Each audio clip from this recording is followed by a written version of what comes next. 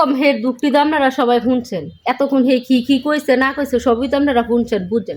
পৃথিবীতে এরকম হাজারো সংসার আছে যে এরকম হেরা বউরা সব কষ্ট করার পরেও হৌরের কাছে মূল্য নাই, হরির কাছে মূল্য নাই, নুনুদের কাছে নাই, দেওরের কাছে নাই, কেউর কাছে না। এমনকি বাহের বাদ গিয়া কইলে কয় তোর দোষ আছে, বাহের বাড়ির মানুষ এইসব কথা শুনতে চায় না। কষ্ট যে করে হ্যাঁ মাত্র বুঝে যে কষ্টের মর্মটা কি, কষ্টের মূল্যটা কি। একটা নারী কত কষ্টের পরে যে নিজের সংসারটা টিহায় রাখে বা চেষ্টা করে টিহায় রাখুনের লেগিয়া, এটা একমাত্র নারী ছাড়া আর কেউ বুঝে না। এমনকি হেরা নিজেরই কই তারবো একটা সংসারের মধ্যে হেরা মূল্য হিসাবে কি পায়, কি পায়, কতটুকু পায়। হাজার কষ্ট করার পরে হৌরের মন পায় না, হাজার কষ্ট করার পরে হরির মন পায় না।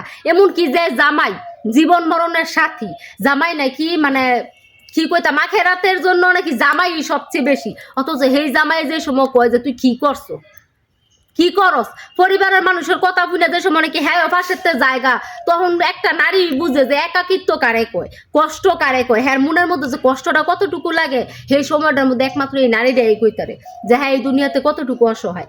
তো বাইরা যেরকম মানুষই হোক না কি লেগে আমি আপনার ঘর কমু দর্শকরে যে এতটুকু কই, আর যাই কিছু করেন ঘরের বউ একটা কথা কইলে অন্তত বউর পাশে না থাকতে পারেন, সত্য মিথ্যাটা যাচাই কইরেন যে আসলে বউ কি সত্য কইতাছে না মিথ্যা কইতাছে।